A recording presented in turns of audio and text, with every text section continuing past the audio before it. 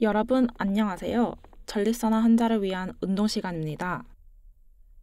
프레젠테이션을 시작하기 전에 전립선암 지원 진료 프로그램에 관한 배경 정보를 일부 드리고자 합니다.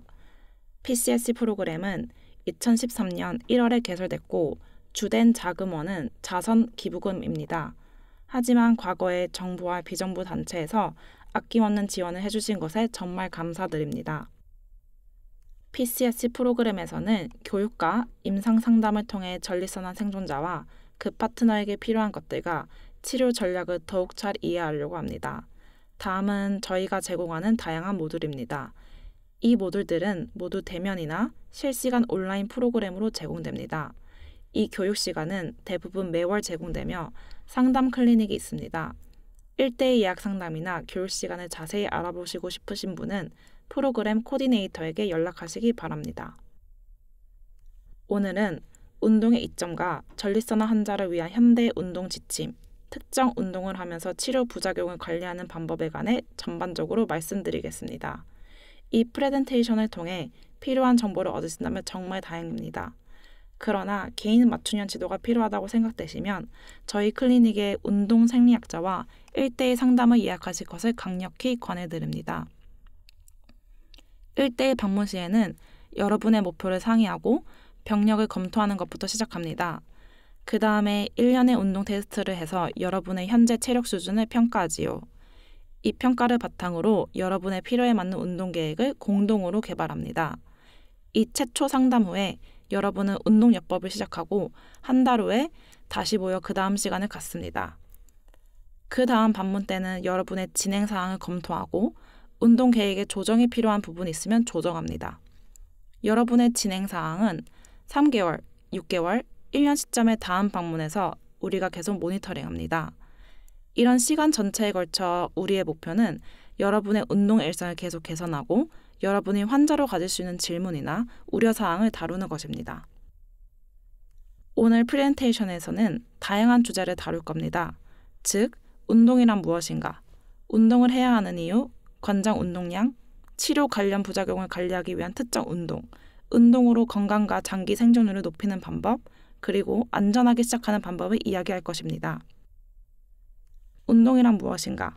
먼저 신체 활동 범위부터 명확히 말씀드리지요. 신체 활동은 단순한 걷기에서 좀 더 활발한 활동까지 모든 형태의 움직임을 아우릅니다. 그것이 걷기나 정원일, 진공청소, 아니면 반려동물과 노는 것이든 휴식에서 움직임으로 또는 정지 상태에서 동작으로 전환하는 모든 움직임이 신체 활동에 해당합니다. 신체 활동과 운동의 차이는 구조에 있습니다. 운동은 신체 건강을 개선하거나 유지하려고 계획적, 구조적, 반복적, 의도적으로 수행하는 모든 움직임으로 정의됩니다. 예를 들어 팔 힘을 키우고 싶다면 진공청소기를 돌리거나 밖에 나가 걷는 것으로는 안 되지요. 아주 의도적인 노력이 필요합니다. 팔 힘을 키우려면 이두근컬 같은 운동을 일주일에 3번 이상 해야 실제로 팔 힘을 강화하고 키울 수 있습니다. 유산소 호흡 능력을 키우는 것도 마찬가지입니다. 일주일에 한 번 10분간 걷는 것만으로 키워지지 않지요. 시작은 그렇게 할 수도 있지만 결국에는 일주일에 한 번 걷는 것을 일주일에 30분씩 3번 걷는 것으로 바꾸고 결국에는 일주일에 30분씩 5번 걷는 것으로 늘려야 심폐 기능이 실제로 좋아지기 시작하지요. 따라서 여기서 가장 큰 차이는 신체 활동은 모든 움직임이고 운동은 의도적이라는 것입니다. 운동은 대개 목표 지향적이고 대개 그 끝에 결과가 있습니다.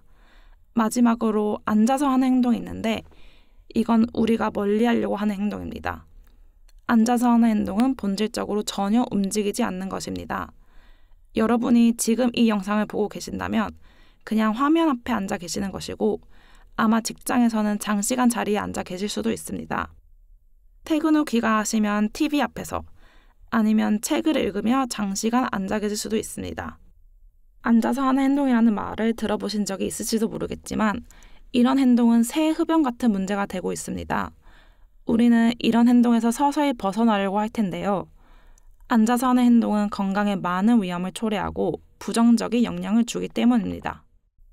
앉아서 하는 행동은 모든 원인 사망률과 심혈관 원인 사망률, 암, 제2형 당뇨병, 심혈관 질환 위험 상승과 관련이 있다는 것을 우리는 압니다. 다른 병들은 고사하고 이런 큰 병들은 하나같이 움직이지 않는 것만으로도 결국 발병 위험이 커집니다. 한 가지 예를 함께 살펴보죠. 여기에 두 사람이 있습니다. 한 사람은 빨간색으로 사라라 하고 한 사람은 녹색으로 마이크라고 하지요. 이들의 정년적인 하루를 살펴보겠습니다. 사라는 아침에 일어나 아침을 먹고 차에 타는 것으로 하루를 시작합니다. 45분 거리를 운전해서 출근합니다. 직장에 가면 온종일 책상에서 시간을 보내고 가끔 쉬면서 물을 마시고 화장실에 가고 사무실 조변을 잠깐 걸어다니기도 합니다. 퇴근 후에는 다시 차에 올라 1시간 걸리는 태극기 내내 교통체증에 시달립니다. 집에 오면 TV를 보며 시간을 보내다 잠자리에 듭니다. 이제 사라의 하루 중 신체 활동 수준을 평가해 보지요. 그녀는 차를 타고 가는 것과 점심시간에 아마 두어 번 잠깐 걷는 것 외에는 신체 활동을 거의 안 했습니다. 반면에 마이크는 어떤가요? 다행히 마이크는 직장에서 걸어서 불과 20분 거리에 거주합니다. 따라서 그는 걸어서 출근하기로 합니다. 그도 사라처럼 사무직입니다. 하지만 마이크는 일가의 운동 시간을 통합하는 것이 중요하다는 것을 알고 있습니다. 따라서 그는 매 시간 동료와 얘기하거나 화장실에 가는 등 어떤 형태로든 꼭 움직이려고 합니다. 점심시간에는 휴식 시간의 절반을 식사에 나머지 절반을 빠르게 걷기에 할애합니다. 일과가 끝나면 걸어서 집에 갑니다. 집에 도착하면 곧바로 30분간 자전거를 탄 다음 저녁을 준비합니다. 저녁 식사 후에는 목공소에서 시간을 보내며 프로젝트에 집중합니다. 잠자리에 들기 직전에는 개를 데리고 산책합니다. 사라와 마이크의 신체 활동 수준은 극히 대조적입니다. 사라는 신체 활동을 많이 하지 않은 반면 마이크는 하루 내내 수없이 움직였습니다. 여기서 우리가 지지하는 개념은 스낵 운동인데요. 운동을 하루 내내 나눠서 짧고 굵게 하는 겁니다. 이렇게 짧고 굵게 하는 운동이 왜 필수적인지 의아할 수도 있습니다. 신체의 적응력은 놀라울 정도입니다. 계속 앉아만 있으면 신체는 이를 특정 근육을 사용하지 않는다는 신호로 해석하고 그 근육을 위축시키기 시작할 수 있습니다. 근육 조직은 상당한 에너지가 있어야 유지되기에 규칙적으로 사용하지 않으면 근육 질량과 근력 저하를 경험할 수 있습니다. 더구나 장시간 활동하지 않으면 신진대사가 둔화될 수 있습니다. 보통 움직여야 태워질 여분의 칼로리가 결국 복부에 저장되지요. 배 둘레에 지방이 너무 많이 축적되면 다양한 질병의 위험이 커집니다. 하루 내내 이렇게 짧고 굵게 움직이면 신진대사가 촉진되고 혈액순환이 개선됩니다. 또한 온종일 더 많이 움직이면 이런 경직을 완화하고 부상 위험을 줄이는 데도 도움이 될 수 있지요.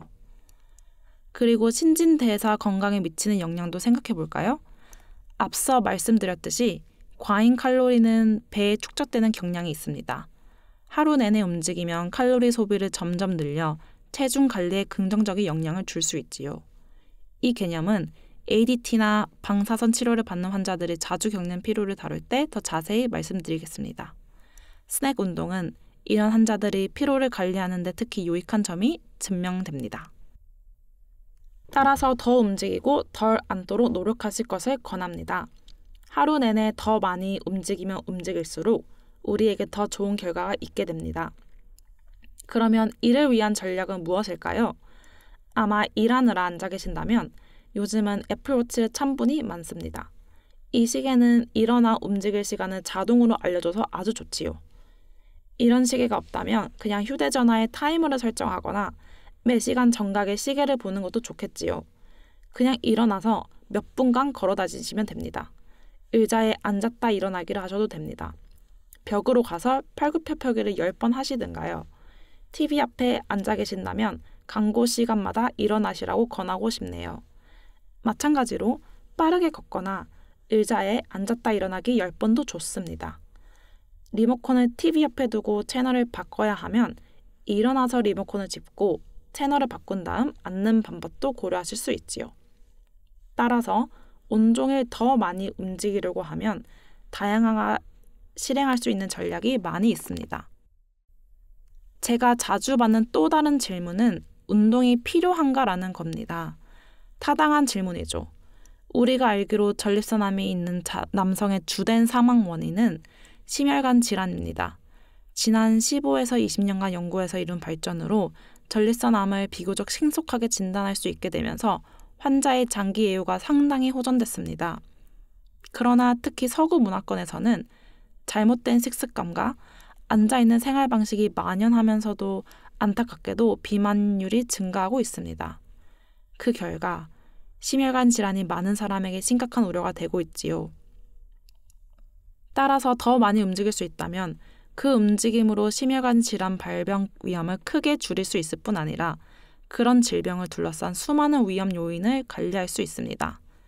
운동은 전립선암 관련 치료의 유해 부작용을 줄이고 관리할 수 있는데요.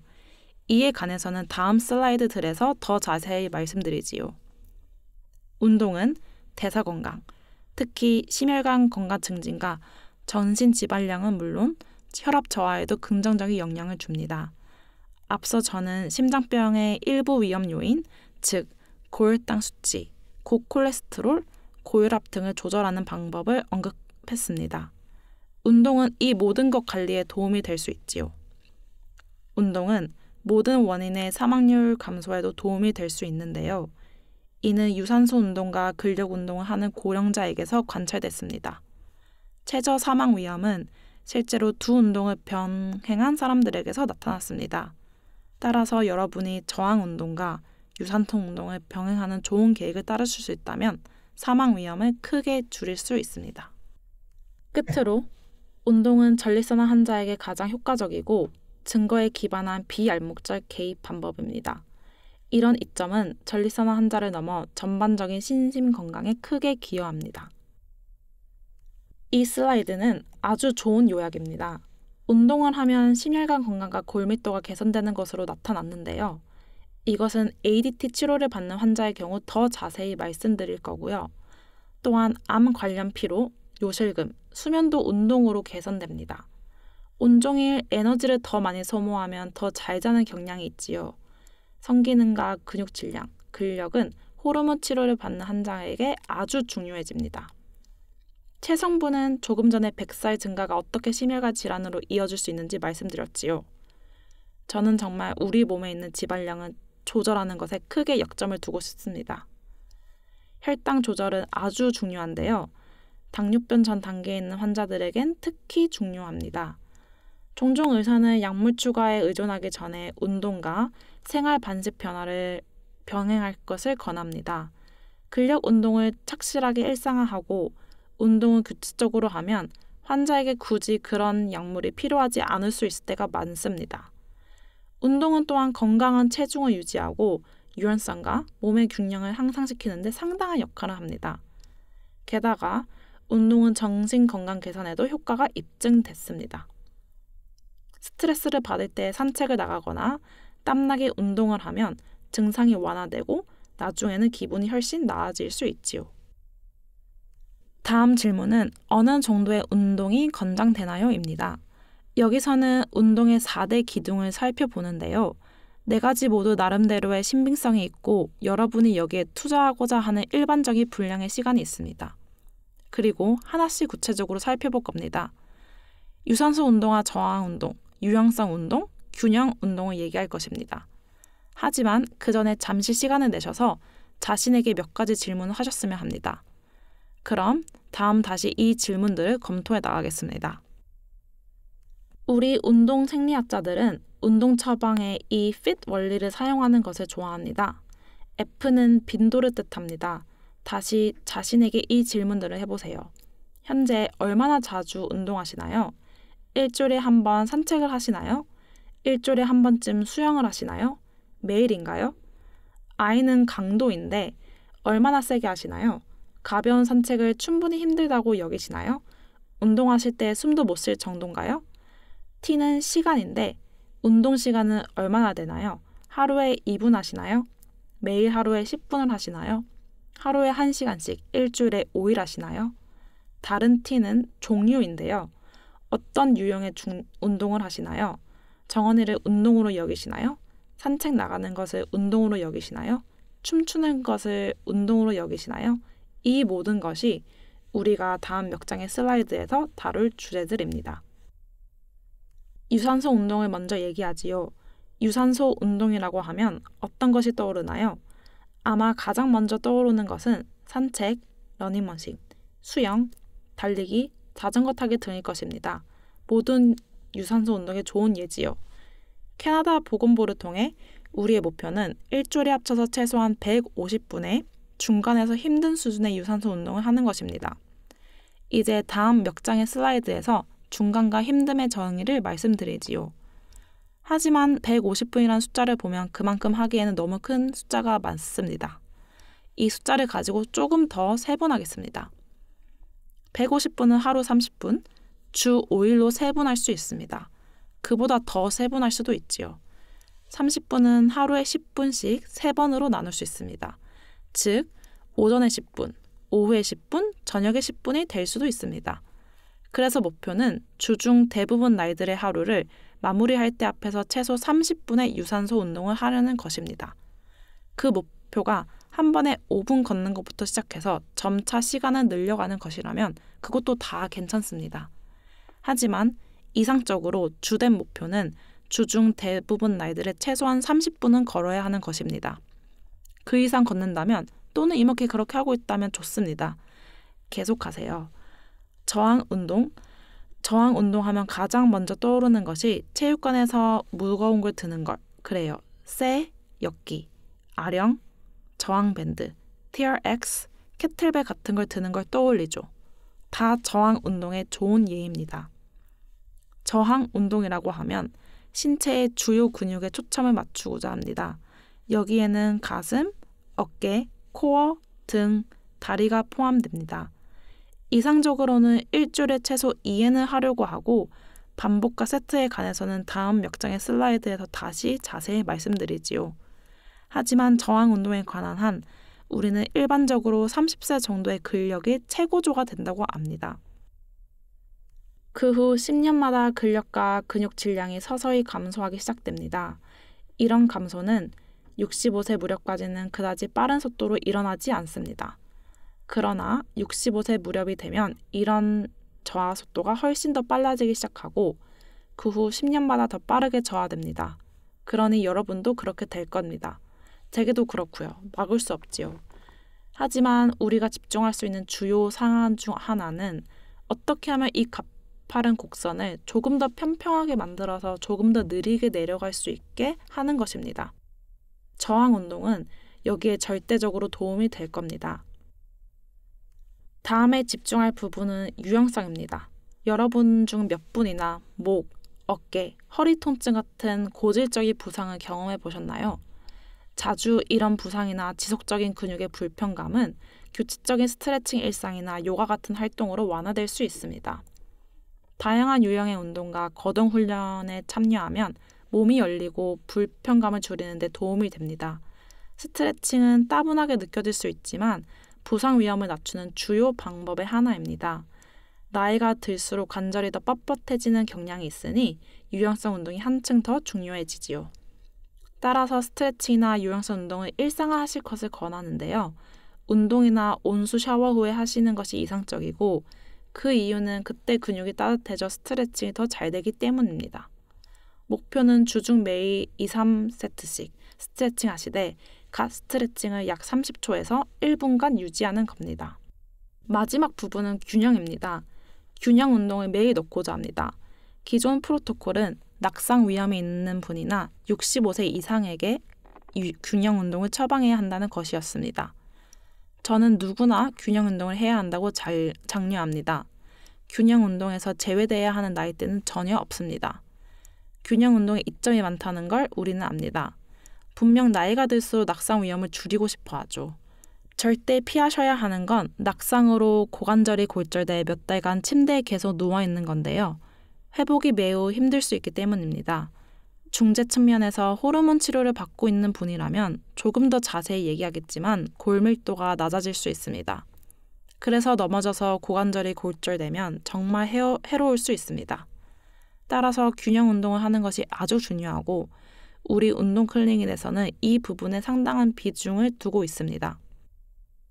이 슬라이드는 앞서 말씀드린 운동의 3단계, 즉 준비 운동, 본 운동, 정리 운동을 요약한 것입니다. 정리 운동 단계는 특히 중요한데 몸이 기준 상태로 서서히 돌아갈 수 있게 해주기 때문이지요. 힘든 운동을 하고 나면 갑자기 멈추면 다리에 피가 고여 어지럽거나 머리가 띵할 수 있습니다. 정리 운동 시에는 준비 운동 때와 마찬가지로 느리고 안정적인 걸음을 유지하는 것이 필수입니다. 이 단계에서는 스트레칭 기회도 있으므로 전체 운동 단계에서 부상 위험을 더 줄일 수 있습니다. 이제 유산소 운동 강도 측정을 알아보겠는데요. 2가지 핵심 영역, 즉 보통 강도와 고강도 영역에 초점을 맞춥니다. 이 영역을 자세히 알아보기 전에 잠시 거슬러 올라가 보겠습니다. 운동에 관한 여러 단계를 거칩니다. 먼저 준비 운동 단계가 있습니다. 추운 날 운전하기 전에 차가운 차를 예열하는 것처럼 우리 몸도 서서히 예열해서 부상을 방지해야 됩니다. 여기에는 심박수와 호흡수, 혈압을 천천히 높여 몸이 더 강렬한 운동을 할 준비 단계가 포함되지요. 준비 운동이 끝나면 2번째 단계로 넘어가서 조금 더 강하게 운동합니다. 운동 내내 가벼운 운동 영역에 머물러서는 큰 유익을 얻을 수 없지요. 따라서 중간 강도를 목표로 하는 것이 좋습니다. 이를 측정하려면 운동 중에 대화를 지속할 수 있는지 봅니다. 대화가 가능하면 보통 강도입니다. 쉽게 휘파람을 불거나 노래할 수 있다면 너무 가벼운 운동이라 강도를 높여야 합니다. 또한 우리는 운동 자각도, 척도를 활용해 운동이 얼마나 힘들게 느껴지는지 측정합니다. 이 척도에서 0에서 2는 쉬운 노력, 즉 휘파람이나 노래가 가능하다는 뜻입니다. 3에서 5는 보통 노력으로 대화는 가능하나 휘파람이나 노래는 못합니다. 끝으로 6에서 10은 힘든 노력, 즉 말하기가 어려워진다는 뜻입니다. 보통 강도로 운동할 때는 편안하게 대화할 수 있어야 합니다. 휘파람을 불거나 노래하는 것이 쉬우면 강도를 높여야 더 큰 효과가 있습니다. 마지막으로 고려할 점은 운동 중 목표 심박수를 설정하는 것입니다. 자신에게 적합한 목표 심박수가 무엇인지 궁금하실 수 있습니다. 이를 알아내는 가장 정확한 방법은 스트레스 테스트를 통해서입니다. 스트레스 테스트에서는 검사실로 이동해 심전도 기계로 심장 리듬을 관찰하고 혈압을 잽니다. 그런 다음 러닝머신 위를 걸으면서 경사도와 속도를 서서히 높여 최대 심장 능력에 도달할 때까지 측정합니다. 이 테스트로 최대 심장 받출량에 대한 소중한 정보를 얻지요. 안타깝게도 스트레스 테스트는 우리 클리닉에서는 하지 않습니다. 하지만 최대 심박수는 흔히 사용하는 공식, 즉 220에서 나이를 빼는 공식으로 추정할 수 있지요. 대개 여러분의 최대 심박수의 50에서 70%인 보통 강도의 심박수를 결정하기 위해 나이는 그냥 20세라고 하겠습니다. 220에서 20을 빼면 200이 되죠. 200에 0.5를 곱하면 100이 되고 200에 0.7을 곱하면 140이 됩니다. 따라서 보통 강도의 운동은 심박수 100에서 140 범위가 이상적입니다. 그러나 제가 이 방법을 좋아하지 않는 이유가 몇 가지 있어요. 하나는 베타 차단제 같이 심박수를 늦추는 약을 복용하는 분은 심박수가 상당히 억제되기 때문에 이 공식이 정확하지 않습니다. 또한 컨디션이 매우 저하된 사람, 즉 운동을 많이 하지 않는 사람은 최소한의 운동으로도 심박수가 매우 빠르게 올라가기 때문에 이 공식을 적용하기가 어렵지요. 반대로 컨디션이 아주 좋고 나이에 비해 운동에 아주 익숙한 사람은 심박수 목표치가 훨씬 낮아집니다. 심박수 상승을 목표로 해도 컨디션에 따라 심박수가 너무 빨리 올라가지 못합니다. 따라서 저는 말하기 테스트와 RPE 척도를 온도 강도의 중요 지표로 사용하는 것을 선호합니다. 이제 고강도 운동을 얘기해 볼까요? 같은 말하기 테스트를 하면 몇 마디 이상 말하기가 어려운 걸 아시게 됩니다. 운동하면서 말하기 힘들었던 때를 떠올려 보세요. 여기서 얘기하는 강도가 바로 그 수준입니다. 1에서 10까지 RPE 척도에서 이 강도는 약 7, 8로 보통 강도보다 상당히 높습니다. 심박수는 대개 최대치의 70에서 85% 사이입니다. 특히 운동을 처음 시작하는 환자가 클리닉에 오시면 우리는 대개 보통 강도 영역에서 시작하는데요. 그래야 관리와 지속이 쉽습니다.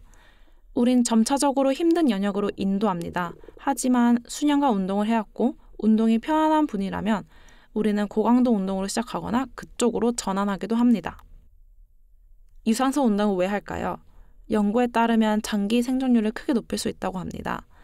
모든 형태의 운동과 신체 활동은 생존율을 최대 58%까지 높이는 데 기여하고 힘찬 운동은 전립선암에 의한 사망 위험을 더욱 낮춰줍니다. 주목할 아주 중요한 점은 유산소 체력이 증가하면 전립선암 진행을 늦출 수 있다는 사실인데요. 이는 PSA의 2배 증가 시간 증가에서 입증됩니다. 이 수치는 종양 전문의가 면밀히 지켜보고 있고요. 유산소 운동을 하면 PSA 수치가 2배가 되는 시간이 늘어났습니다. 따라서 꾸준한 유산소 운동이 PSA 수치에 긍정적인 영향을 줄 수 있습니다.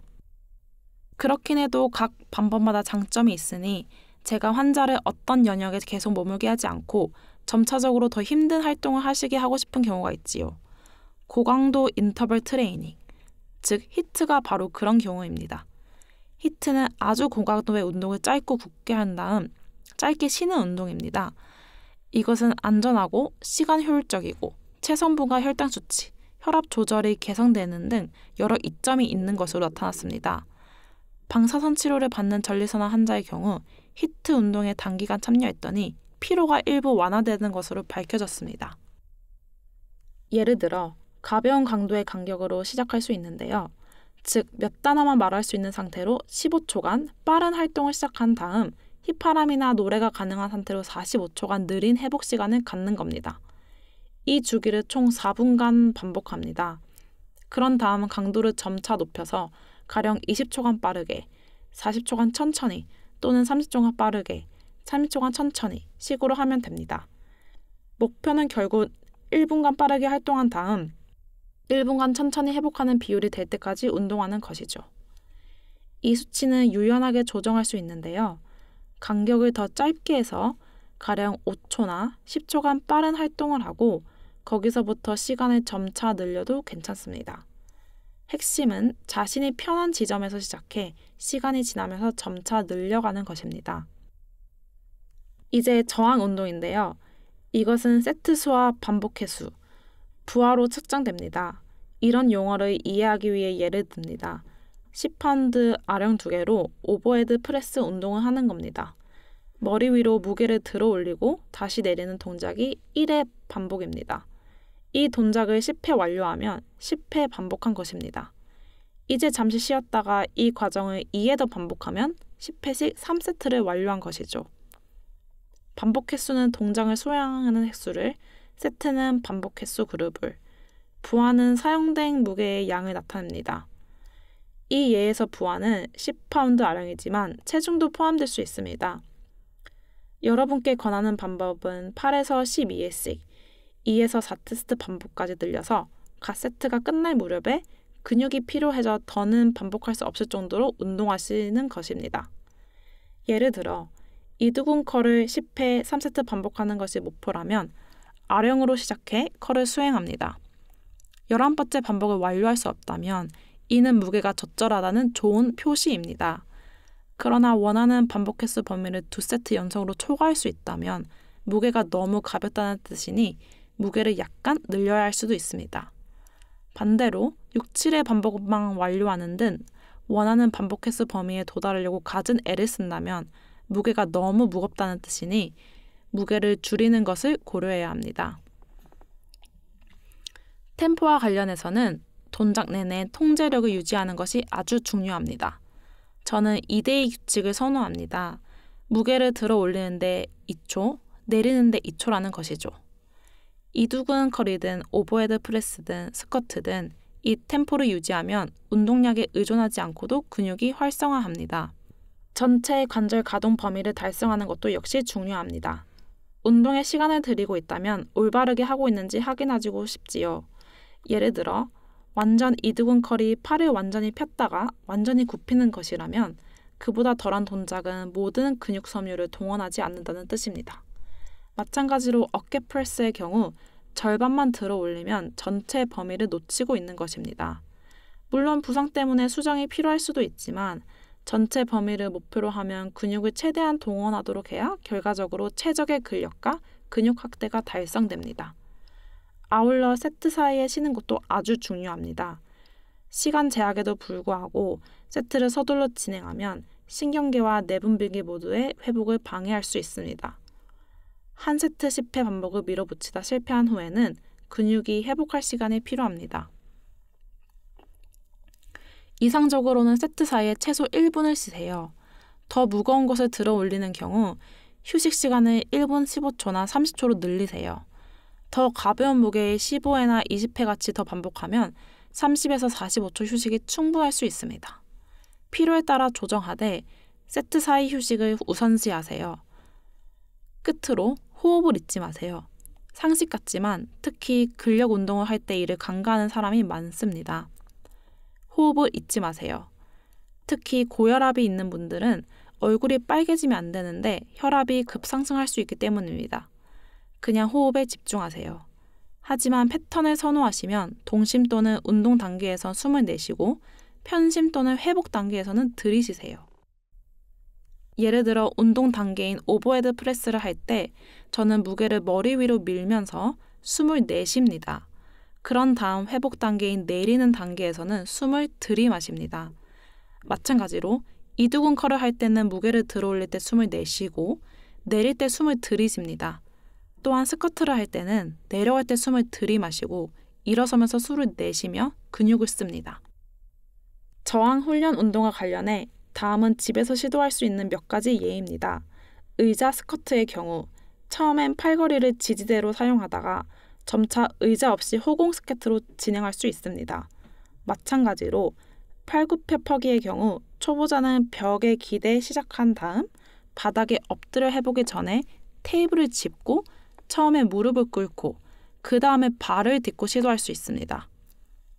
끝으로 플랭크의 경우 먼저 벽이나 의자에 기대 수행한 다음 바닥을 짚는 단계로 진행해 처음에 무릎 플랭크를 한 다음 발가락 플랭크로 넘어가면 됩니다. 20대 때는 인상적인 근육량을 갖는 것이 목표였을지도 모르죠. 나이가 들수록 기능이 가장 중요해집니다. 이를 강조하는 것이 필수적이죠. 종종 우리는 부상이나 치료 같은 문제에 직면하기 전까지는 몸의 능력을 당연시합니다. 나이가 들면서 우리의 목표는 특히 남성의 경우 독립성 유지가 돼야 합니다. 우리는 식료품을 나르고 자녀나 손자와 놀아주고 도움 없이 고동하는 등 일상적인 일을 할 수 있기를 원하지요. 규칙적으로 운동을 하면 이런 목표를 달성하는 데 크게 도움이 될 수 있습니다. 사용하지 않으면 잃는다라는 말이 사실이지요. 꾸준함이 핵심입니다. 양치질처럼 운동을 일상의 일부로 습관화하는 것입니다. 규칙적인 운동을 생활화하면 나이가 들어도 삶의 질을 높일 수 있습니다. 궁극적인 목표는 70세나 80, 90세, 심지어 100세까지 노년기에도 독립성을 유지하는 것입니다. 일상 기능을 위해 다른 사람이나 보조기구에 의존해야 하는 것보다 더 낙심되는 일은 없지요. 힘은 어떤가요? 힘은 우리가 자세히 다루지 않은 측면입니다. 본질적으로 힘은 재빨리 움직이는 능력을 말하죠. 빠른 숙주 근섬유는 빠른 힘을 만들어내는 핵심 요소인데요. 빠르게 걷기, 갑작스러운 움직임에 반응하기, 계단 오르기, 기타 일상적인 일 등이 아주 중요하지요. 이런 시나리오, 즉 상책하다 미끄러지는 시나리오를 생각해보세요. 반사신경이 빨라야 발을 재빨리 내딛거나 손을 뻗어 몸을 안정시켜서 낙상과 잠재적인 부상을 방지합니다. 안타깝게도 나이가 들면서 이런 빠른 수축 금손유가 감소하고 속도가 점점 느려집니다. 하지만 근력 운동의 속도를 접목하면 이런 근육을 목표로 이런 감소에 대응하는 데 도움이 될 수 있습니다. 어떻게요? 무게를 빠르게 들어 올리고 천천히 내리는 것이죠. 힘 기르기는 더 진보된 형태의 운동이므로 시작하기 전에 운동 생리학자와 상담을 하시는 것이 좋습니다. 운동 생리학자는 여러분의 필요에 맞는 지침을 제공하고 안전한 실행을 보장할 수 있습니다. 힘 기르는 운동은 복잡하지만 특히 나이가 들고 빠른 수축 금손유 감소에 직면할 때 크게 유익할 수 있습니다. 강조하고 싶은 또 다른 중요한 영역은 균형입니다. 앞서 언급했듯이 치료 부작용은 균형 감각에 영향을 줘서 낙상 위험이 커질 수 있는데 골밀도가 낮아져 골절 위험이 있는 큰 환자에게는 특히 우려가 될 수 있습니다. 다른 형태의 활동과 함께 균형과 기능 운동을 하셔서 낙상 위험을 줄이시기 바랍니다. 균형을 좋게 하려면 어떻게 하면 될까요? Clock Yourself라는 앱을 다운로드 하시면 됩니다. 이 앱에서는 내 건강과 협응력 향상을 위해 고안된 독특한 운동을 제공합니다. 한 발로 서서 양팔을 다른 방향으로 움직이거나 베개 위에 서서 체중을 좌우로 옮기는 등의 간단한 활동은 발목의 동작과 전반적인 균형 개선에 도움이 될 수 있습니다. 그냥 두 발로 서서 눈을 감는 것만으로 균형 능력이 얼마나 좋은지 알아낼 수 있지요. 이런 자세에 익숙하지 않은 분은 몸이 흔들리거나 불안정한 느낌이 들어 놀라실 수도 있는데요. 균형 잡는 훈련의 효과적인 방법은 많습니다. 궁금하신 분은 클리닉에서 우리와 함께 개인 맞춤형 프로그램을 개발하실 수 있습니다. 안전하냐고요? 균형을 잡으려 할 때 약간 흔들리거나 불안정한 느낌은 정상입니다. 두 발을 단단히 딛고 있으면 자신감이 들지만 한 발만 들어도 흔들리는 느낌이 들 수 있지요. 가까이에 벽이나 의자 같은 지탱물이 꼭 있어야 넘어지지 않습니다. 이런 위험에 대비하고 안전 조치를 취해야 균형 프로그램을 점진적으로 진행해 나갈 수 있습니다. 스스로 질문하세요. 운동을 현재 얼마나 하고 계신가요? 오늘 당장 무엇을 시작하실 수 있나요? 지금이 스낵 운동을 하실 완벽한 시간입니다. 아직 안 하셨다면 잠시 앉았다 일어서기 5회 또는 벽 짚고 팔굽혀펴기 10회를 해보세요. 화장실에 잠시 다녀오시는 것도 좋습니다. 기억하세요. 이런 동작은 지나치게 어려울 필요는 없지만 하루 일상에 포함시키면 건강에 상당히 긍정적인 영향을 줄 수 있습니다.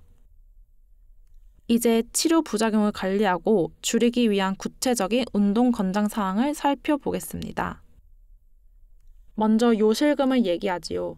연구에 따르면 흔히 케겔 운동으로 알려진 골반 바닥 운동은 근육거리의 상태를 개선해 방광의 통제력과 기능을 개선한다고 합니다.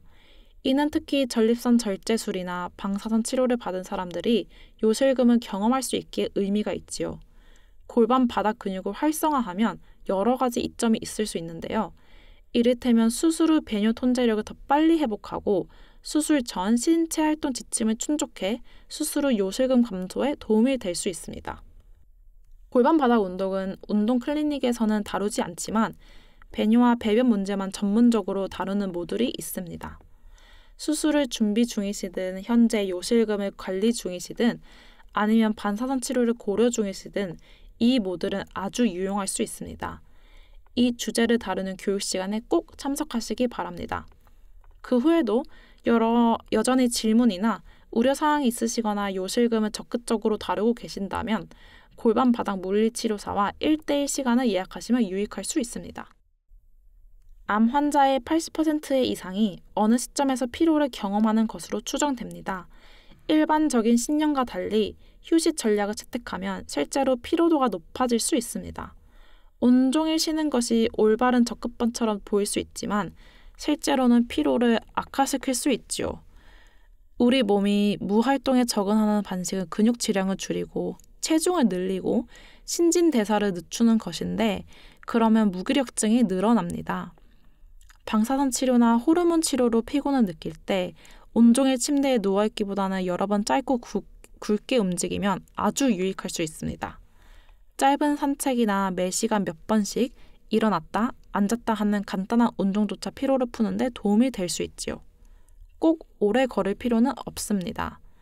하루 내내 작은 움직임만으로도 피로 관리에 큰 차이를 만들어낼 수 있습니다. 유산소 운동과 저항 운동은 피로 관리에 아주 효과적인 것으로 입증이 됐고 적절히 처방된 경우 자주 약물의 효능을 능가합니다. 기운을 보강하려면 매일 관리 가능한 정도로 조금씩 운동하고 시간이 지나면서 점차 강도를 높이는 것을 목표로 하세요. 아울러 하루 중 대개 기운이 더 나는 오전에 운동하는 일정을 잡는 것도 고려하세요. 다른 어떤 전략으로 피로를 완화할 수 있을까요? 하루 중 밤보다는 오전에 운동하는 예와 운동을 조금씩 여러 차례 하는 아이디어를 말씀드렸습니다. 30분간 한 번에 걷는 대신 10분씩 3번 걷는 것을 고려하세요. 하루에 전반적인 걷는 시간을 줄이세요. 예를 들어 60분 대신 20분 걷기를 목표로 합니다. 1시간마다 일어나 집 주위를 빠르게 걸어 혈액순환을 촉진하고 신진대사를 강화해보세요. 예를 들면 TV 광고 시간에 스낵 운동 시간을 갖고 앉았다 일어나기나 벽 푸시업을 10회 정도 시도하세요. 그런데 운동 일과를 무리하게 할 때가 있을 수 있습니다. 예를 들면 월요일에 운동하고 화요일에 일어날 때 약간 쑤시지만 여전히 일상 활동을 관리할 수 있다면 이는 정상입니다. 수요일에는 조금 더 쑤시지만 여전히 제대로 기능할 수 있겠죠. 목요일이 되면 컨디션이 나아져서 운동 프로그램을 재개할 준비가 돼 있을 겁니다. 하지만 이 시나리오를 고려하세요. 월요일에 운동 일과를 완료했지만 그 직후부터 침대에 누워 움직일 수 없습니다. 다음 날도 여전히 움직이거나 일상활동을 할 수가 없고 이런 상태가 3, 4일간 계속됩니다. 이는 무리했다는 뜻이죠. 그런 경우 임상운동 생리학자나 트레이너에게 연락해 프로그램을 조정해서 그런 심한 통증을 예방해야 합니다. 운동 후 하루나 이틀간 몸이 쑤시는 건 정상입니다. 하지만 운동 후 3일이나 4에서 5일간 일상생활을 못하거나 걸을 수가 없다면 무리한 것입니다. 운동 전문가에게 조언을 구해 더 나은 지원을 받는 것이 아주 중요합니다. 운동과 호르몬 치료의 관계를 말씀드리지요. 운동은 체성분 변화를 촉진하는 것으로 알려져 있습니다. 반면 안드로겐 바탈요법, 즉 ADT는 체지방을 증가시키고 근육 질량을 약 10% 감소시키는데 이는 보통 치료 초기 12개월 안에 발생합니다. ADT는 전립선암의 진행을 늦추는 데 사용되는데 남성의 테스토스테론 수치를 급격히 낮춰 때로는 0으로 낮춰 암의 진행을 늦춥니다. 결과적으로 체내에 테스토스테론이 없으면 심각한 결과가 초래돼 근육 질량 감소, 체중 증가, 열상 혼조, 피로 등이 나타날 수 있습니다. 이런 결과는 ADT가 건강과 안녕의 다양한 측면에 미치는 깊은 영향을 드러내는 것입니다. 여기서 근육 질환과 관련해 아주 중요한 점을 강조하지요. 나이가 들면서 근육 질량은 자연히 감소하는데 이는 앞서 설명한 개념입니다.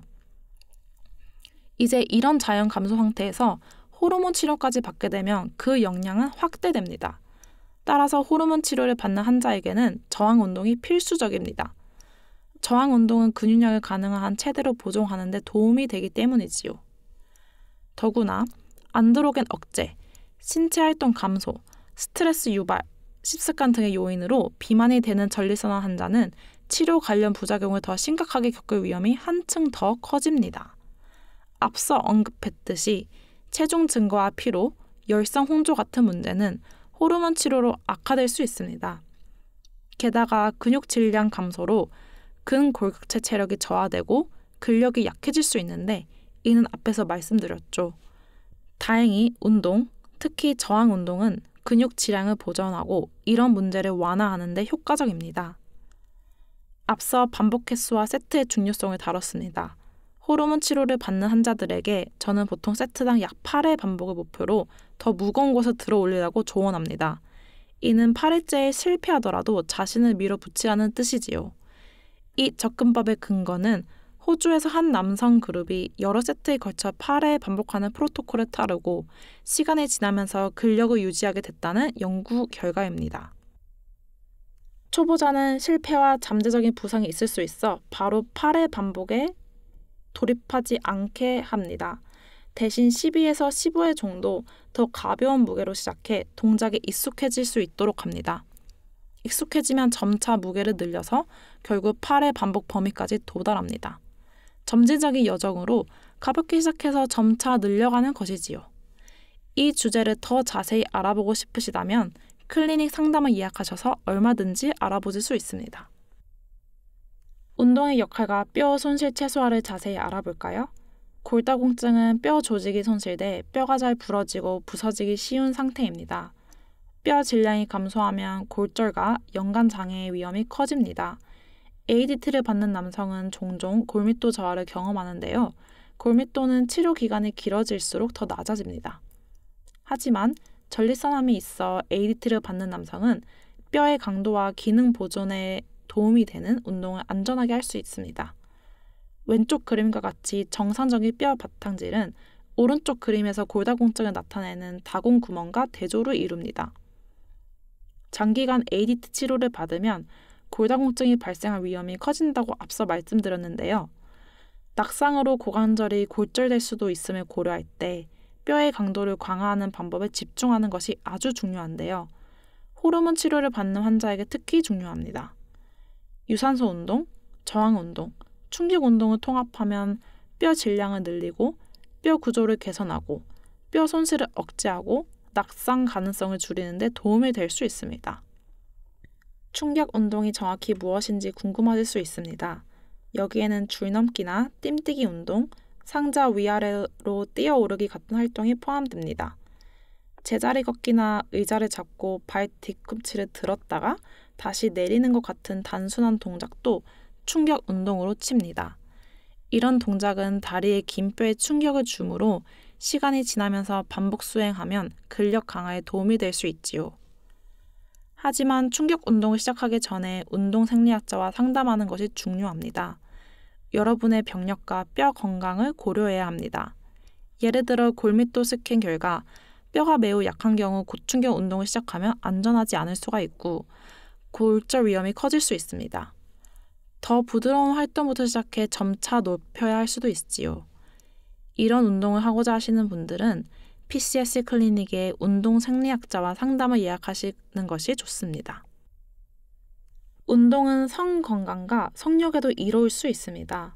성행동과 성욕은 수술 후 ADT 도중 또는 후에 감소하는 것이 일반적입니다. 그러나 연구에 따르면 3개월간의 그룹 중심 저항 운동과 유산소 운동 프로그램으로 성행동을 유지하고 성욕을 증진하고 남성다운 느낌을 키우는 데 도움이 될 수 있다고 합니다. 중간에서 고강도의 저항 운동과 유산소 운동은 ADT를 받는 환자에게서 어느 정도 효능이 있는 것으로 나타났고 성 건강에도 강접적인 영향을 줄 수 있습니다. 근력 운동을 한다고 해서 성욕이 자동으로 회복이 되거나 발기장애가 해결된다는 말은 아닙니다. 하지만 새로운 문헌에 따르면 헬스장이든 집에서든 근력 운동을 하면 긍정적인 효과를 볼 수 있다고 합니다. 성 건강에서 큰 문제에 직면하고 있는 분은 이 분야를 전문으로 하는 성 건강 간호사와 성의학 의사와 상담하실 것을 강력히 권합니다. 호르몬 치료에는 여러 부작용이 있을 수 있는데 그중 하나는 열성 홍조로 ADT 환자의 80%가 경험합니다. 이런 부작용을 관리하는 방법만 다루는 모듈이 있습니다. 무엇이든 ADT의 유해 부작용을 겪는 분은 전문가가 대처 정략을 찾는 데 도움을 줄 수 있는 이 ADT 모듈에 참석하실 것을 강력히 추천합니다. 정신건강도 중요한 영역인데요. 정신건강 저하가 전립선암 환자에게서 흔하기 때문입니다. 요실금과 피로, 체중 증가, 근육 감소 같은 새로운 문제에 직면하면서 삶의 질의 변화를 겪는 사람들이 많지요. 이런 변화는 힘들 수 있고 남자들은 종종 자기 문제를 말하기보다 마음에 삭히는 경향이 있습니다. 친구와 가족들이 도움을 주려고 노력할 수 있지만 그런 고민을 완전히 이해하지 못할 수도 있습니다. 임상상담사 등 유자격 전문가와 상담해 이런 문제를 다루는 것이 유익합니다. 스트레스와 불안을 억누르는 대신에 고민을 표현하고 대처 전략을 개발하는 것이 믿을 수 없을 정도로 도움이 될 수 있지요. 우리 프로그램에는 상담사가 있고 이런 지원에 관심이 있는 분은 상담을 예약하는 것이 매우 유용할 수 있습니다.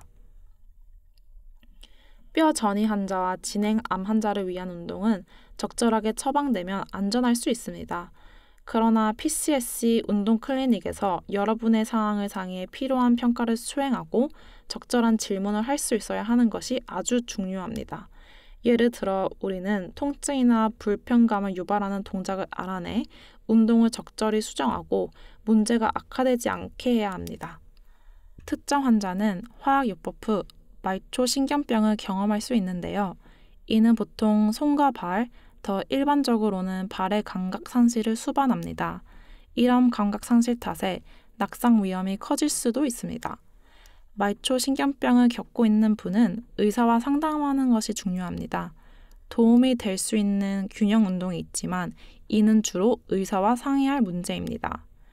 주의하셔야 할 또 다른 문제는 림프 부종으로 림프절 제거와 방사선 치료 후에 발생할 수 있습니다. 이 상태는 사지, 특히 다리의 붓기를 수반하지요. 부은 데가 발견되면 의사는 압박 스타킹 사용이나 다리 높이고 있기 또는 이뇨제 처방을 권할 수 있습니다. 증상이 나타나면 의사에게 말씀하는 것이 아주 중요합니다. 체중 증가 문제도 있는 분은 공인 영양사와 상담하는 것이 유익할 수 있습니다. 영양만 다루는 모듈도 있는데요. 특히 거동이 저하되면 여러 치료가 체중에 영향을 줄 수 있기 때문입니다. 영양은 체중 관리의 중요한 일부이므로 영양 교육에 참석하는 것을 고려해 보세요. 추가 질문이 있으시면 언제든지 우리 프로그램에서 영양사와 1대1 상담도 예약하실 수 있습니다. 우리는 여러 치료와 전립선암 치료의 부작용은 물론 치료에 대한 반응을 구체적으로 줄이고 관리할 운동을 선택하고자 합니다. 운동을 체계적으로 선택하면 장기적으로 더 큰 유익을 얻을 수 있습니다. 시작하기 위해 안전, 목표, 장애물, 지원 등 여러 주로 영역을 다루겠습니다. 안전과 관련하여 특히 운동 전문가와 상담할 계획이 없는 분은 의사의 승인을 받는 것이 아주 중요합니다. 의사가 승인하며 안심하고 운동을 진행하시면 됩니다. 전립선 절제술 후 언제 운동하는 게 안전할까요? 보통 6주 동안은 무거운 것을 들거나 저항 운동을 하시는 것을 권하진 않습니다. 이 기간에는 대개 걷기가 주된 운동의 형태입니다. 카테터를 제거하면 저는 환자들에게 집 주위를 가볍게 걷는 것부터 시작하시라고 합니다. 약 일주일 후엔 점차 야외 걷기로 전환해 한 번에 10분씩 걷기 시작하며 컨디션을 점검할 수 있습니다. 매번 걸으면서 걷는 동안과 걷기 직후 그리고 그 다음날 몸의 반응을 살피는 것이 필수적입니다. 불편감이나 통증이 커지거나 슬금이 심해지면 무리했을 수 있다는 신호입니다.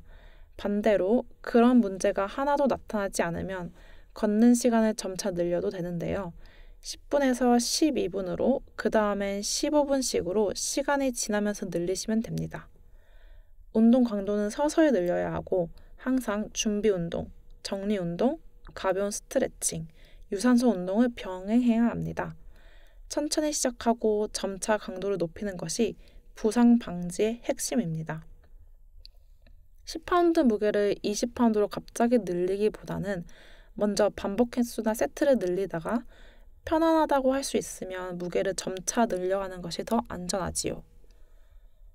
마찬가지로 자전거 같은 운동기구를 사용할 때 현재 저항 레벨이 쉽다고 해서 바로 레벨을 올리는 것은 바람직하지 않습니다. 대신 같은 저항 레벨을 유지하면서 페달링 속도 등 다른 요인을 서서히 올리는 것을 고려하세요. 예를 들어 사이클링을 5레벨에서 분당 회전수, 즉 RPM을 60으로 유지한다면 저항 레벨을 조정하기 전에 RPM을 70이나 80으로 올려보세요. 빨라진 속도에 적응하면 5레벨이 RPM 60의 6레벨처럼 느껴질 수 있습니다.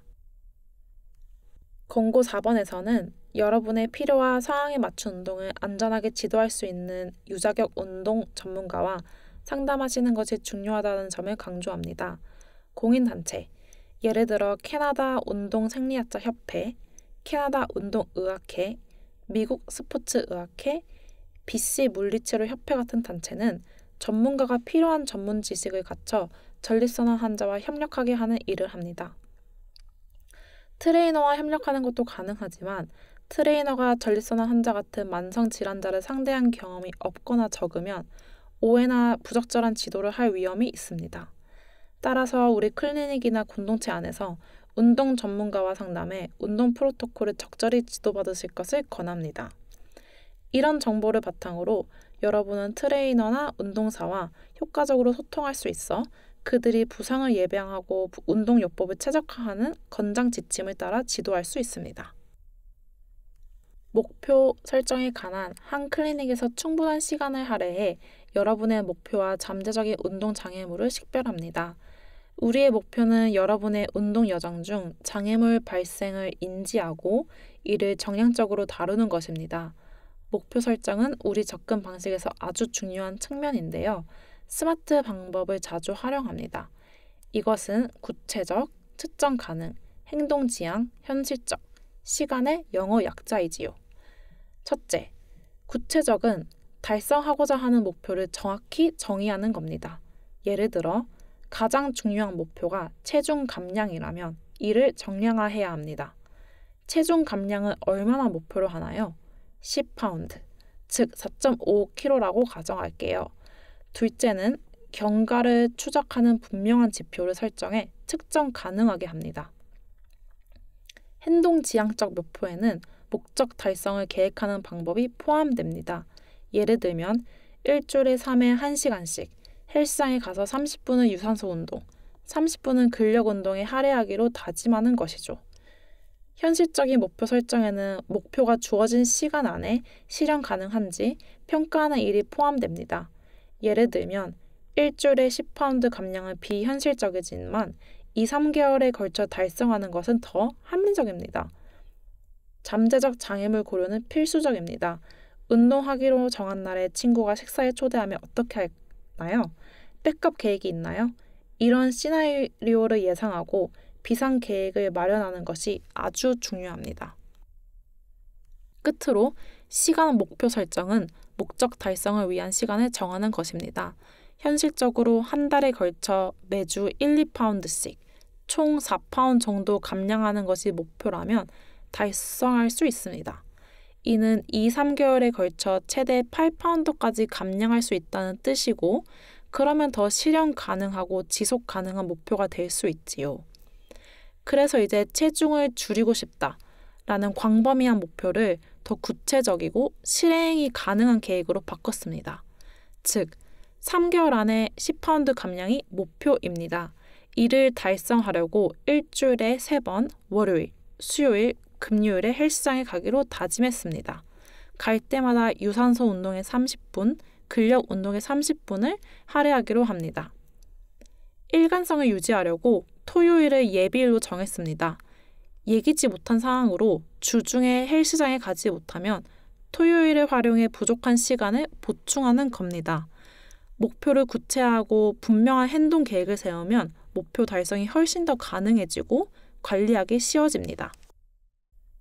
다음 단계인데요. 오늘 다룬 정보에 만족하신다면 정말 다행입니다. 하지만 운동생리학자와 상담 예약을 하고 싶으신 분들은 이 시간의 끝부분에 클리닉에 연락해 평가 예약을 할 수 있는 세부 정보를 보시게 됩니다. 심혈관 질환 위험이 있는 ADT 환자의 경우 상담 중에 고혈압이나 혈당, 콜레스테롤 수치, 비만, 대사질환 같은 중대한 위험 요인을 알게 되면 우리가 심장 재활 프로그램에 가보시도록 권할 수도 있습니다. 클리닉 서비스 외에도 다양한 지역사회 프로그램과 자원을 이용하실 수 있습니다. 여기에는 전립선암 환자에게 맞춰진 그룹 운동 클래스, 전립선암 드래곤 보트 팀 참여, 지역 운동 전문가가 이끄는 지원 그룹 등이 포함이 됩니다. 자세한 내용은 클리닉에 문의해 주시기 바랍니다. 소중한 정보 자원인 헬스링크 BC의 811번으로 전화하시면 건강 관련 상담도 하실 수 있습니다. 여기에는 정담 건강 의료인 팀이 있는데요.